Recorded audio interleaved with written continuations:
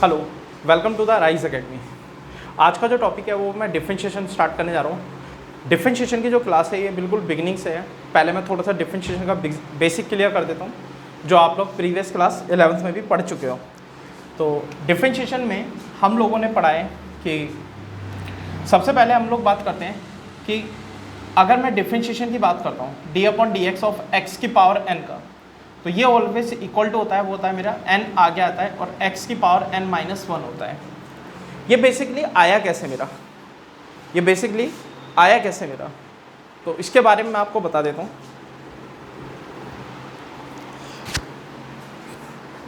ये जो डिफरेंशिएशन है x की power n is equal to n x की पावर n माइनस 1, ये बेसिकली आया कैसे है इसके बारे में मैं आपको थोड़ा सा बता देता हूँ।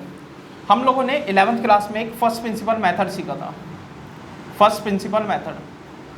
और फर्स्ट प्रिंसिपल मेथड कहता है, फर्स्ट प्रिंसिपल मेथड जो कहता है वो ये कहता है कि जब कभी भी हम सॉल्व करते हैं फंक्शन को, तो limit h tends to 0 f x plus h करते हैं और माइनस का एफ एक्स एंड अपॉन में h पास करते हैं। यहाँ पर जो मेरा एफ एक्स फंक्शन है वो फंक्शन है मेरा x की पावर n है, यानी मुझे x प्लस एच और एफ एक्स मेरे पास गिवन है। तो मैं अगर एफ एक्स प्लस एच की बात करता हूँ निकालने की, तो ये बनता है मेरे पास x प्लस एच होल की power n and now pass this values into the function limit h tends to 0 x plus h whole की पावर n माइनस x की पावर n एंड अपॉन में h। और जब हम इसको simplify करते हैं, तो ये जो पोर्शन है ये वाला, इसमें हम लोग बाइनोमियल थ्योरम अप्लाई करके सॉल्व करते हैं इसको। इसमें जो यूज़ करते हैं बाइनोमियल थ्योरम अप्लाई करते हैं। और बाइनोमियल थ्योरम के बारे में मैं ज़्यादा नहीं बता पाऊँगा क्योंकि फिर टॉपिक ही कहीं का कहीं चला जाएगा। तो बाइनोमियल थ्योरम अप्लाई करने के बाद जब हम इसको सिंप्लीफाई करते हैं तो रिजल्ट जो आता है वो आता है मेरे पास एन एक्स की पावर n माइनस 1 के इक्वल आता है। तो दैट मीन्स जो मेरा फंक्शन एफ एक्स था वो बन गया मेरे पास एफ डैश एक्स, यानी उसका डिफरेंशिएशन आ गया। तो ये मेरा डिफरेंशिएशन ऑफ x की पावर n का निकल कर आया है कि कैसे होता है। वहीं अगर मैं आपसे बात करूं कि डिफरेंशिएशन x की पावर n को लेकर मेरे पास कैसे कैसे प्रॉब्लम्स आती हैं, उसके बेस पे मैं छोटे से एग्जांपल लेके आपको बता देता हूं। जैसे अगर मैंने आपसे बात करी, मैंने बोला डिफरेंशिएशन, अगर आपसे पूछा कि x की पावर 3 का क्या होगा, तो x की पावर 3 में अगर मैं बात करूँ तो जो n है मेरे पास वो कितना बैठा हुआ है यहाँ पर 3। रूल फॉलो करेंगे x की power n is equal to n x की पावर n माइनस 1 का। तो रूल जो फॉलो करेंगे वो फॉलो करेंगे एन एक्स की पावर n माइनस 1 का। तो अब क्या करेंगे, x की पावर 3 आ रहा है तो n कितना मेरा 3 आगे आ गया, और x की पावर 3 माइनस 1 कितना बन गया 2 आ गया, तो ये बन गया 3x²। फिर एक और एग्जाम्पल अगर मैं बात करूँ आपसे, मैंने बोला डिफरेंशिएशन निकाल कर दिखाओ। अगर मैंने बोला x की पावर माइनस 2 का, तो इस केस में आपको दिखाई दे रहा है जो n है मेरा वो है मेरे पास -2। तो जब मेरा -2 आगे आएगा तो x की पावर कितना हो जाएगा -2, और उसमें से -1 कर दिया तो कितना बन गया -3 आ गया। वहीं अगर मैं आपसे बात करता हूँ डिफरेंशिएशन ओनली सिर्फ किसका, x की बात करूँ, ओनली मैंने डिफरेंशिएशन बात करी सिर्फ क्या x का। यहाँ पर जो हाईएस्ट डिग्री है वो कितनी है मेरे पास 1 है। तो डिफरेंशिएशन कभी भी x का करने जाते हैं तो वो इक्वल टू होता है हमारा 1 के इक्वल होता है। ये आया कैसे इसके बारे में मैं बता देता हूँ, क्योंकि डिफरेंशिएशन जब कभी हम x का करने जाते हैं तो यहाँ पर जो n है वो कितना है मेरा 1 है। तो इट मीन्स 1 आगे आएगा तो x की पावर 1 में से 1 गया तो 0, किसी बेस की पावर 0 होता आंसर आता है हमेशा 1।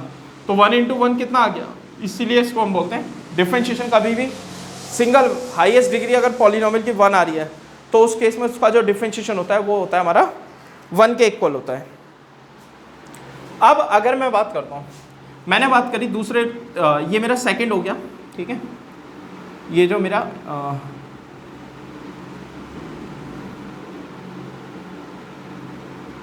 ये मेरा सेकंड रूल हो गया। अगर मैं थर्ड की बात करूँ, डिफरेंशिएशन आया कभी भी किसी कांस्टेंट टर्म का तो वो इक्वल टू होता है मेरे पास किसका 0 के इक्वल होता है। डिफरेंशिएशन कभी भी किसी कांस्टेंट टर्म का निकालते हैं तो वो होता है हमारा 0। कैसे आया इसके बारे में मैं आपको थोड़ा सा बता देता हूँ। जैसे डिफरेंशिएशन बोला कि x, यहाँ पर जो डिफरेंशिएट कर रहा हूँ वो विद रेस्पेक्ट टू किसके में, x के में। यहाँ पर x तो है नहीं, तो उस पॉलिनोमियल की जो डिग्री है वो कितनी बैठी है यहाँ पर 0 है। तो पावर 0 होगी तो तभी तो 1 बनता है। तो पावर 0 है तो n आगे आएगा 0, तो x की पावर कितना बन गया -1, 0 में से 1 माइनस करेंगे तो -1, लेकिन कॉफिशिएंट कितना आ रहा है 0 आ रहा है। 0 को मल्टीप्लाई कर लो किसी भी नंबर से या डिवाइड, तो आंसर कितना आता है 0। इसीलिए हम कभी भी डिफरेंशिएशन कभी भी कांस्टेंट टर्म आ जाए तो उसका डिफरेंशिएशन लिखते हैं हमेशा 0 के इक्वल लिखते हैं, ठीक है। आगे बात करते हैं तीसरा।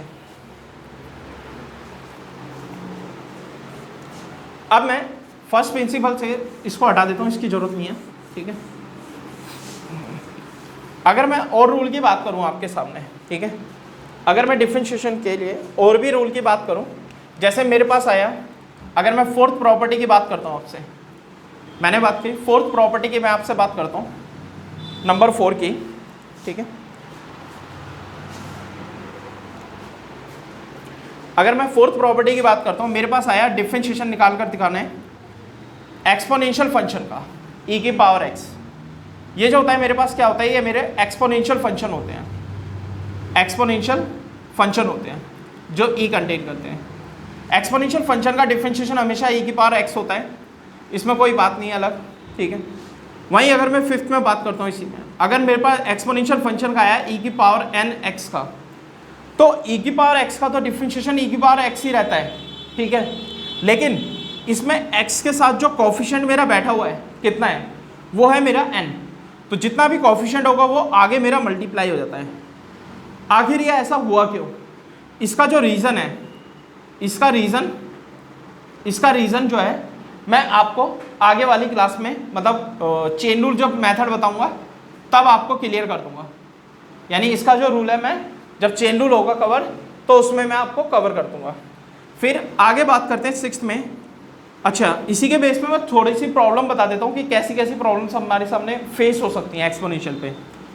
जैसे सपोज मैंने बात करी एग्जाम्पल के तौर पे, मैंने आपसे बोला डिफरेंशिएशन निकाल कर दिखाओ e की पावर 5x का, तो e की पावर x का तो e की पावर x ही होता है, तो वो तो सेम ही रखेंगे। लेकिन कॉफिशिएंट कितना बैठा है मेरे पास, यहाँ पर कॉफिशिएंट है मेरे पास 5, तो जितना भी कॉफिशिएंट होता है वो हमेशा आगे मल्टीप्लाई हो जाता है, ठीक है। अब अगर मैं आपसे बात करूँ, एक प्रॉब्लम और भी आती है। मैंने अगर बात करी डिफरेंशिएशन ओनली e की पावर -x की, तो e की पावर x का जो डिफरेंशिएशन होता है वो तो e की पावर x ही रहेगा, यानी e की पावर -x ही रहेगा, ठीक है। और अगर मैं कोफिशिएंट ऑफ x की बात करता हूँ, कोफिशिएंट ऑफ x की, दैट इज माई -1, तो -1 लिखने की जरूरत नहीं है, तो ओनली माइनस का साइन लगा देंगे तो छोड़ देंगे तो भी मेरा कवर हो जाएगा, ठीक है। तो ये हुआ मेरे पास एक्सपोनेंशियल फंक्शन को लेकर जो प्रॉब्लम्स आती हैं। आगे बात करते हैं हम लोग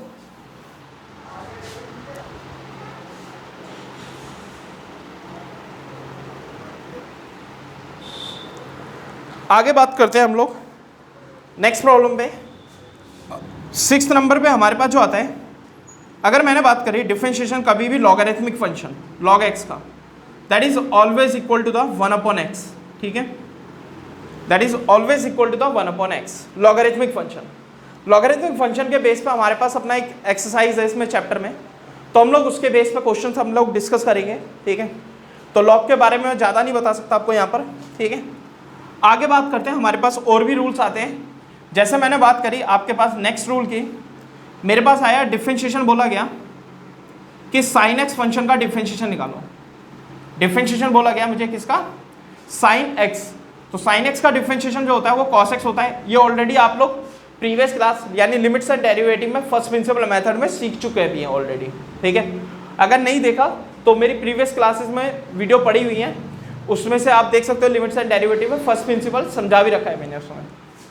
आगे बात करते हैं 8th में, डिफरेंशिएशन की बात करते हैं cos x की, that is equal to the minus sine x.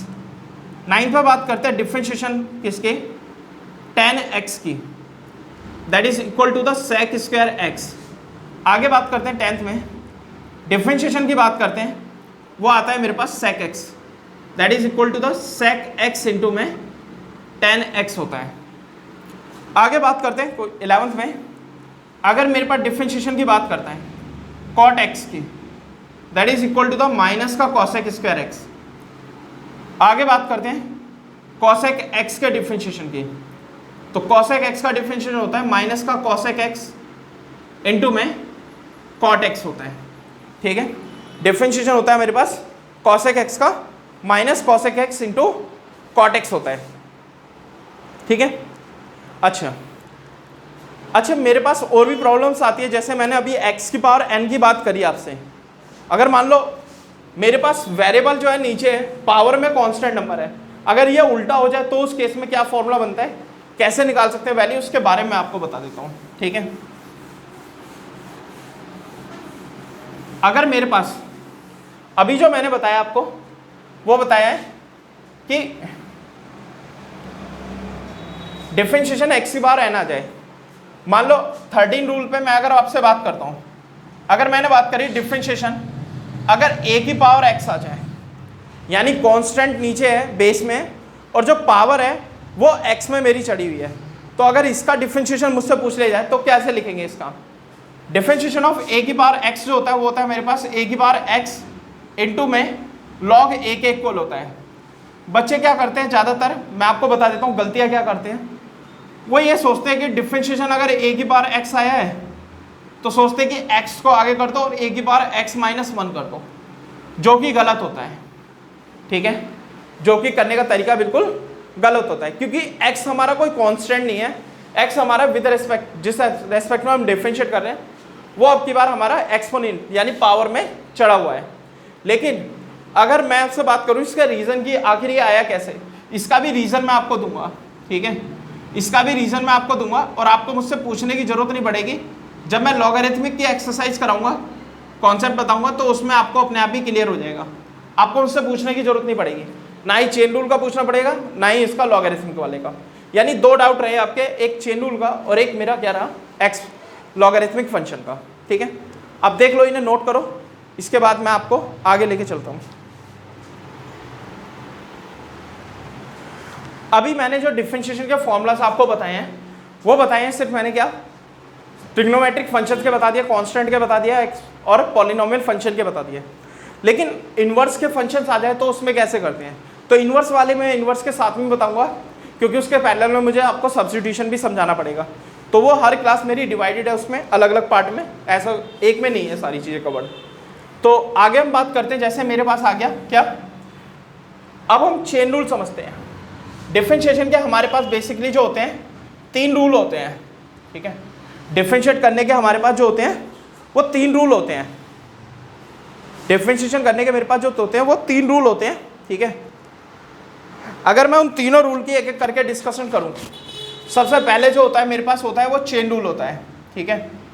Chain rule होता है। दूसरे नंबर पे हमारे पास सेकंड पार्ट जो आता है वो आता है प्रोडक्ट रूल आता है। एंड थर्ड टाइप जो आता है वो आता है मेरे पास क्या, क्वोशिएंट रूल आता है, ठीक है। मैं 1 बाय 1 करके सारे रूल आपसे डिस्कस करूंगा। पहले चेन रूल के बारे में बात करेंगे, ठीक है। सबसे पहला रूल जो रहेगा वो हमारा रहेगा चेन रूल, ठीक है। चेन रूल, अगर मैं चेन रूल के बारे में आपसे बात करूं, चेन रूल मैं एक फॉर्मूला लिखूंगा, चेन रूल को एक फॉर्मूले के जरिए समझाने की कोशिश करूंगा, लेकिन वो सफिशिएंट नहीं होगा, क्योंकि प्रॉब्लम्स कैसी आती है चेन रूल के बेस पर वो मैं आपको दिखाऊंगा। पहले तो मैं चेन रूल का कॉन्सेप्ट आपको समझा देता हूँ। बेसिकली 1 मिनट जरा गैप ब्रेक है थोड़ा सा चेन रूल पर। चेन रूल को समझाने से पहले मुझे एक चीज़ समझानी है, डिफरेंशिएशन को जो करते हैं उसके कुछ रूल्स एंड रेगुलेशंस होते हैं। क्या होते हैं, जैसे मेरे पास एक से ज़्यादा फंक्शंस हैं, प्लस या माइनस में मेरे पास एक से ज़्यादा फंक्शन बैठे हुए हैं, ठीक है। मैं डिफरेंशिएट कर रहा हूँ, f(x) और g(x) मेरे पास 2 फंक्शन हैं जो मेरे पास प्लस या माइनस में 2 फंक्शंस में बैठे हुए हैं। तो जब मैं डिफरेंशिएट करने जाता हूँ तो ये दोनों इनके साथ अलग अलग डिफरेंशिएट होता है, यानी कि बीच में जो भी साइन है वो हम वो पुट कर देंगे उसके अकॉर्डिंगली, और बाकी हम लोग जो भी रूल साइन होगा बीच में वो पुट कर देंगे और सबका अलग अलग निकाल देंगे। अब फर्क ये कहता है कि मान लो ये f(x) g(x) फंक्शन बैठे हुए हैं, अगर मान लो इनके साथ मेरा कोई कांस्टेंट टर्म बैठा हो, जैसे फॉर एग्जांपल मैंने आपसे बात करी, मैं डिफरेंशिएट करने जा रहा हूँ किसी कांस्टेंट टर्म का और उसके साथ f(x) फंक्शन मेरा मल्टीप्लाई है, तो क्या हालांकि अभी भी मेरा कांस्टेंट फंक्शन का डिफरेंशिएशन 0 होगा? नहीं। इस केस में मेरा क्या होता है, इसके पीछे मैं रीज़न बता देता हूँ। जैसे आपको मैंने बताया डिफरेंशिएशन कभी भी कांस्टेंट टर्म आ जाए तो वो 0 लिखते हैं। अगर मेरे सामने डिफरेंशिएशन आ जाए कभी भी 5 लिखा हो तो भी हम क्या करते हैं, इसका 0 लिखते हैं। क्यों लिखते हैं, देखो 5 तो मेरा आगे आ जाएगा, तो बचा क्या कांस्टेंट टर्म, अंदर 1 ही तो बचेगा और उसका 0 हो जाता है। यानी कि कभी भी कांस्टेंट टर्म आ जाए तो उसका डिफरेंशिएशन हम हमेशा डायरेक्टली 0 ही लिखते हैं। लेकिन उसके साथ मेरा कोई फंक्शन मल्टीप्लाई आ जाए तो कांस्टेंट टर्म जब मैं बाहर करूंगा तो डिफरेंशिएशन चढ़ जाएगा सिर्फ किसका, ओनली fx फंक्शन का। यानी रूल कहेगा कि ओनली के हमारा कांस्टेंट टर्म बाहर रहेगी और जो मेरा fx फंक्शन है उसका डिफरेंशिएशन हम अंदर लिख देंगे। ठीक है, रूल ये कहता है कि कांस्टेंट टर्म जो भी होगी वो बाहर आ जाएगी, ओनली डिफरेंशिएशन हम किसका चढ़ाएंगे, fx फंक्शन का। तो उसका लिख दिया मैंने f'(x). कैसे आता है इसके बेस पे मैं पहले एक क्वेश्चन थोड़ा सा समझा देता हूँ, फिर इसके बाद मैं चेन रूल को लेके समझाता हूँ। मैंने अगर आपके सामने एग्जांपल के तौर पे मैंने बात करी, मैंने लिखा आपके सामने क्वेश्चन है 3x³ minus 4x² plus 5x minus 7 differentiate करने जाते हैं। तो डिफ्रेंशिएशन का रूल कहता है कि हर एक के साथ अलग अलग, हर एक के साथ अलग अलग, हर एक के साथ अलग अलग, जो रूल मैंने यहाँ पे बताया। यानी कि डिफ्रेंशिएशन चढ़ा मेरे पास किसका, 3x³ का माइनस डिफ्रेंशिएशन आएगा 4x² का प्लस डिफ्रेंशिएशन आएगा फिर किसका 5x का, फिर माइनस डिफ्रेंशिएशन आएगा किसका 7 का। साइन जो लगे हुए थे वो अकॉर्डिंगली मैंने उसके क्वेश्चन के अकॉर्डिंग ही लगाए हैं, इनमें किसी में ही मैंने कैसा भी चेंज नहीं किया है। अब देखो ये मेरी कांस्टेंट टर्म है, k बैठा हुआ है, 3 मेरा बाहर आएगा, x³ का डिफ्रेंशिएशन करेंगे, x³ का डिफ्रेंशिएशन रूल फॉलो करेंगे हम लोग हमेशा, क्या, डिफ्रेंशिएशन ऑफ x⁴n यानी n(x⁴n-1), यही रूल फॉलो करके। यानी पावर में जो नंबर बैठा है 3, वो 3 आगे आ गया और पावर बन गई 2, 3 में से 1 गया 2, माइनस 4 मेरा कांस्टेंट है, डिफ्रेंशिएशन के बाहर आ जाएगा, यानी x² का डिफ्रेंशिएशन करेंगे तो वो बन जाएगा मेरे पास 2x। ऐसे मेरा 5 कांस्टेंट है, बाहर आएगा, डिफ्रेंशिएशन बनेगा ओनली x का तो वो बनेगा 1, माइनस का साइन। 7 मेरा बाहर आएगा, कांस्टेंट टर्म बची 1 का डिफ्रेंशिएशन क्या होता है, 0 होता है, यानी 0 आ गया। मैं डायरेक्टली भी लिख सकता था, इस स्टेप की मुझे रिक्वायरमेंट नहीं थी, बट ये मैंने समझाने के लिए लिखा है। आगे वाले क्वेश्चन आप डायरेक्टली भी लिख सकते हो डिफ्रेंशिएशन में। कैसे बोला, देखो ये जो पावर में n बैठा है ये हमेशा आगे वाले कोफिशिएंट से मल्टीप्लाई होता है, यानी 3 और 3 मल्टीप्लाई होकर 9, यहाँ पे भी 3 3 जा 9 ही आ रहा था, तो 9 आ गया, वेरिएबल बच गया x²। आगे बात करते हैं, अगर ये 2 है मेरा, पावर n है, आगे आएगी तो कांस्टेंट टर्म से मल्टीप्लाई, 4 2 जा 8 आ गया और x मेरा वेरिएबल एज इट इज बच गया। कांस्टेंट टर्म मेरे पास 5 है जो मेरी आगे आ गई, प्लस में 5 और x का डिफरेंशिएशन 1 था तो 5 × 1 5, 7 बार कांस्टेंट टर्म का डिफरेंशिएशन तो 0 होता है तो उसे लिखने की जरूरत ही नहीं है। क्वेश्चन कंप्लीट हुआ।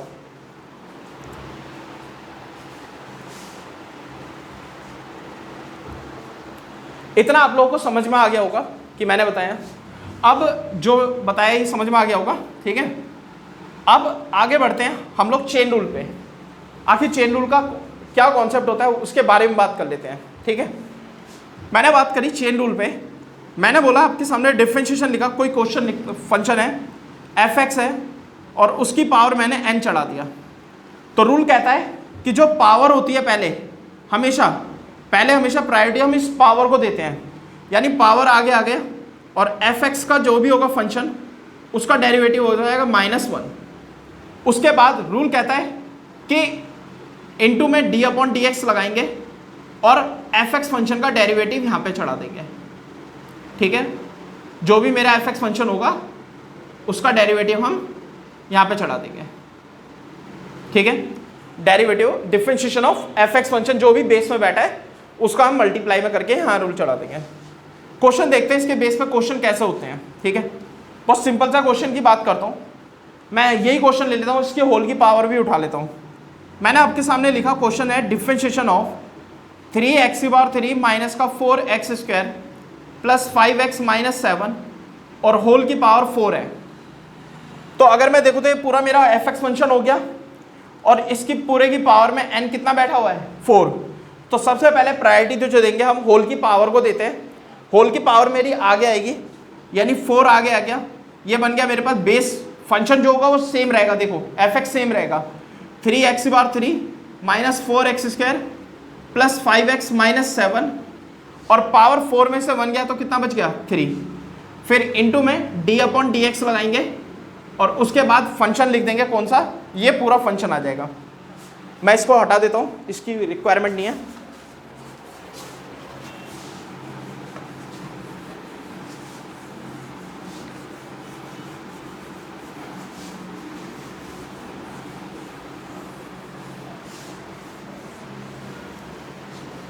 अब अगर मैं आगे बात करता हूँ, बेस का फंक्शन का डिफरेंशिएशन लिखते हैं, वो आएगा मेरे पास 3x³ minus 4x² plus 5x minus 7, ये बेस का डिफरेंशिएशन। ये सेम रहेगा डिफरेंशिएशन जब हम करने जाएंगे आगे, तो डिफरेंशिएशन जो पहले टर्म रहेगी वो कांस्टेंट बन जाती है, अब आगे उसको चेंज नहीं करते, वो वैल्यू सेम की सेम रखेंगे। और डिफरेंशिएशन के बाद जो टर्म है इस पूरे का डिफरेंशिएशन करेंगे। उसके लिए मुझे बार बार जाकर d/dx नहीं लगाना कि d/dx हर एक के साथ ब्रेक करो। आप डायरेक्टली भी लिख सकते हो। कैसे बोला, जब मैं x⁻³ का करने जाऊंगा तो पावर 3n है, आगे आएगा मल्टीप्लाई होगा, तो 3 3 जा 9 और एक पावर कम कर दी तो बन गया 2। फिर माइनस का साइन है, माइनस लगाएंगे, n कितना है मेरे पास 2, 4 से मल्टीप्लाई होगा तो ये बन जाएगा 8, x की पावर 2 में से 1 गया तो 1, पावर 1 लिखने की जरूरत नहीं है। 5 प्लस का साइन है, फिर 5 आएगा, x का डिफरेंशिएशन होता है 1, तो 1 इंटू 5 कितना बन गया 5। 7 मेरा कांस्टेंट है, उसका डिफरेंशिएशन हो गया मेरे पास 0, तो उसे लिखने की जरूरत नहीं है। ये मेरे पास चेन रूल था जो मैंने एक इनिशियल मैन में आपको बताया है, ठीक है। अब आगे मैं बात करता हूँ, ठीक है। चेन रूल को थोड़ा सा और कॉम्प्लिकेटेड बनाने की कोशिश करता हूँ, ठीक है। आगे बढ़ते हैं हम लोग, मैं आपसे ट्रिग्नोमेट्रिक फंक्शन में लेके चलता हूँ। अगर मैंने आपसे बात करी, मैंने आपके सामने कुछ चीज़ें लिखता हूँ, जरा मुझे बताना है इनके बारे में। मैंने लिखा sin² x लिखा, और एक लिखा मैंने sin x का होल स्क्वायर, और एक लिखा मैंने आपके सामने sin x², ठीक है। मैंने 3 चीज़ें लिखी है आपके सामने, मैंने 3 चीज़ें लिखी है। एक लिखा है sin² x लिखा है, एक sin x का होल स्क्वायर है, और एक है sin x²। तो इन तीनों में क्या डिफरेंसेस है वो मैं बता देता हूँ। अगर मैं sin² x की बात करूँ और sin x के होल स्क्वायर के, इन दोनों का मतलब सेम है। इन दोनों का जो मतलब है वो सेम है, कोई डिफरेंट नहीं है। वहीं अगर मैं आपसे बात करता हूँ,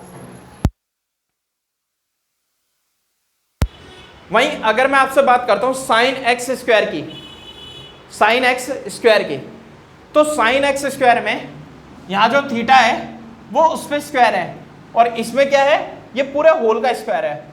तो जब पूरे होल का स्क्वायर करने जाते हैं, उसका डिफरेंशिएट करने जाएंगे, तो रूल मेरा सेम लगता है। ये दोनों एक ही बात है, दोनों का मतलब सेम है। तो रूल क्या कहता है कि सबसे पहले हम होल की पावर का डिफरेंशिएशन करते हैं। होल की पावर में कितना है, 2 आगे आएगा, और sin x की पावर 2 में से 1 जाएगा तो कितना बचेगा, 1 बचेगा।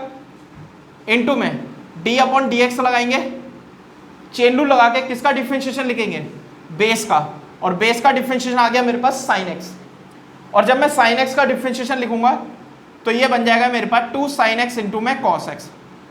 हम लोगों ने 11th क्लास में एक आइडेंटिटी पढ़ी थी कि कभी भी 2 sin theta into cos theta आ जाए तो वो always equal to the sin 2x।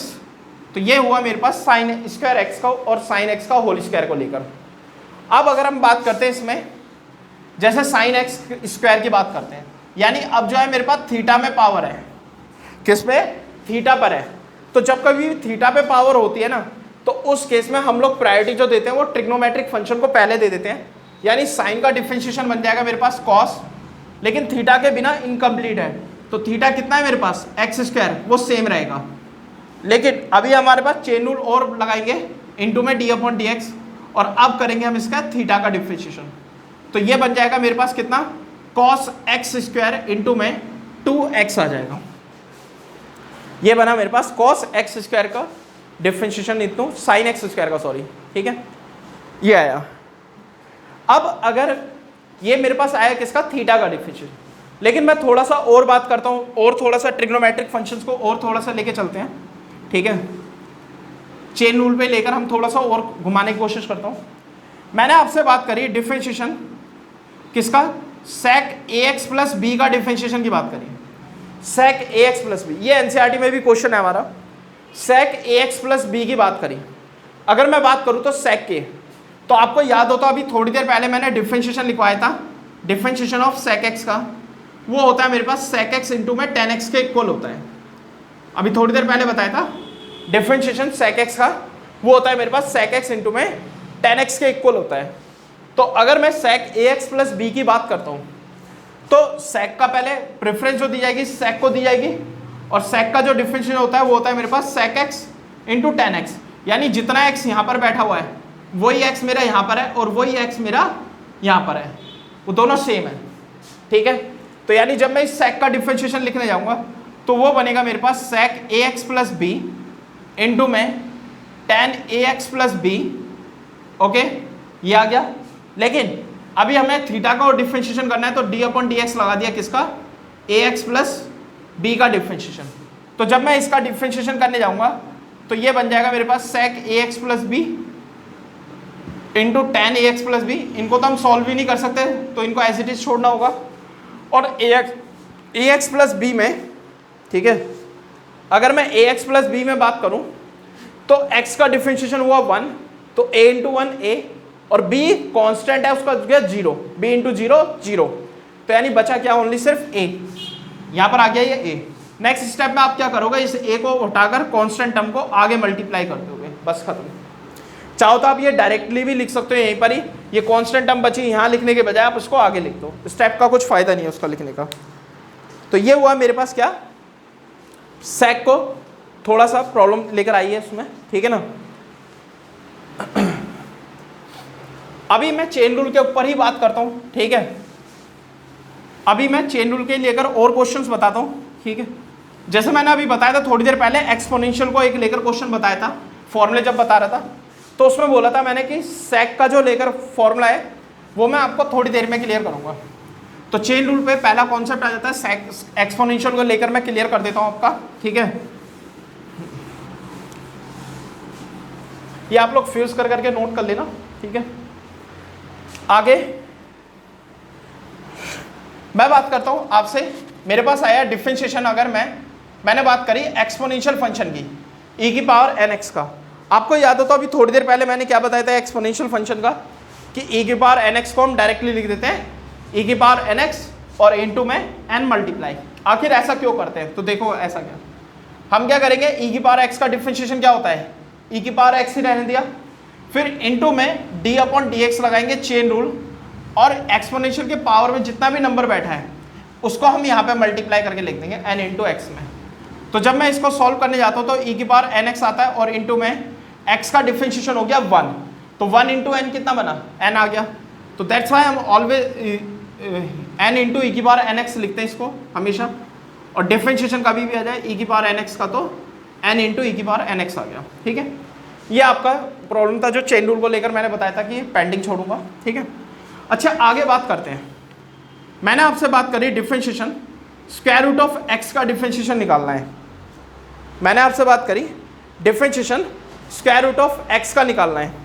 तो जब differentiation square root of x की बात करते हैं तो इसका मतलब होता है कि स्क्वायर रूट का मतलब कितना होता है, पावर में कितना नंबर बैठा है 1/2, और n आगे आएगा मेरा, डिफरेंशिएशन वही फॉलो करेंगे जो हम लोग रूल फॉलो करते हैं, x की पावर n का क्या कहता है, n x की पावर n माइनस 1 बनता है, वही रूल फॉलो करेंगे।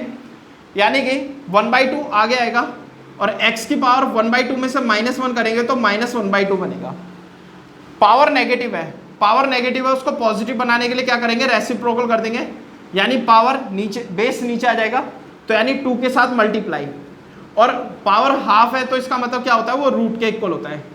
यानी कि कभी भी आपके सामने डिफरेंशिएशन आ गया रूट एक्स का, तो आप कभी भी क्या लिखोगे, उसको डायरेक्टली 1/2 रूट एक्स लिखोगे, उसको आपको इतना सिंप्लीफाई करने की जरूरत नहीं है, ठीक है।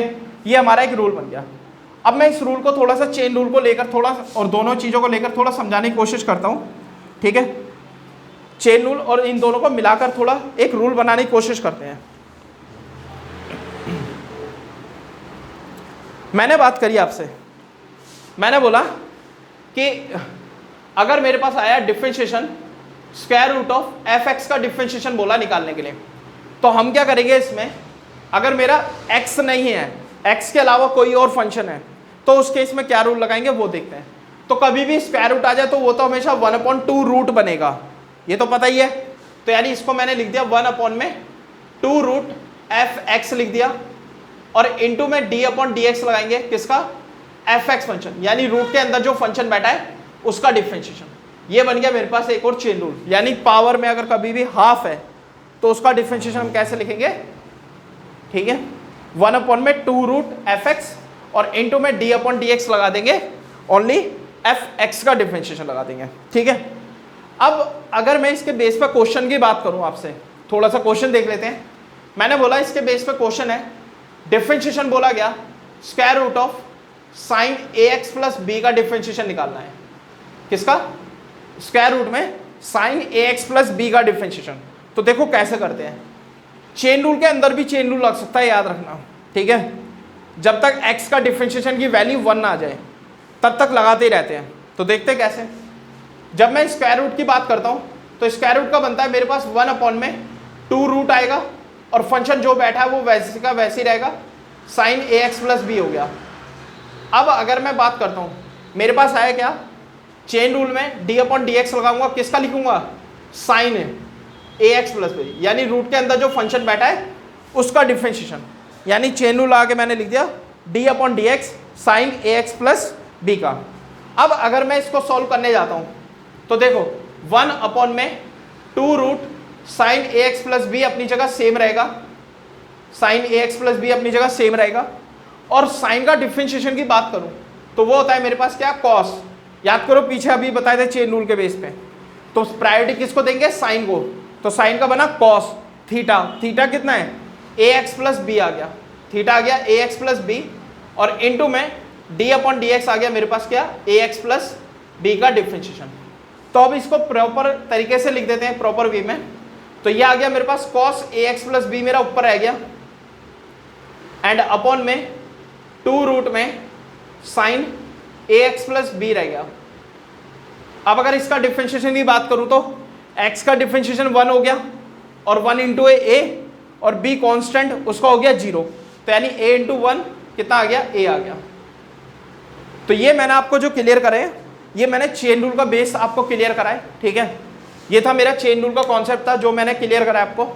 अब इसके बाद जो नेक्स्ट एक्सरसाइज हम लोग जो स्टार्ट करेंगे वो करेंगे एक्सरसाइज 5.2 से। कॉन्टिन्यूटी वाली जो एक्सरसाइज है वो मैं आपको नेक्स्ट इससे प्रीवियस वाली जो क्लासेस हैं उसमें आपको वीडियो मिल जाएगी देखने को, वहाँ से आप देख सकते हैं। लेकिन इस वाले केस में यहाँ से जो स्टार्ट किया है मैंने वो डिफरेंशिएशन से स्टार्ट किया है। ये आज मेरा डिफरेंशिएशन का बेसिक था जिसमें मैंने सिर्फ कवर किया है क्या टॉपिक, सिर्फ आपका चेन रूल कवर किया है। नेक्स्ट क्लास में हम लोग प्रोडक्ट और क्वोशिएंट रूल दोनों कवर करेंगे, वो क्लास नंबर 2 होगी हमारी। आज के लिए इतना ही काफ़ी है, थैंक यू।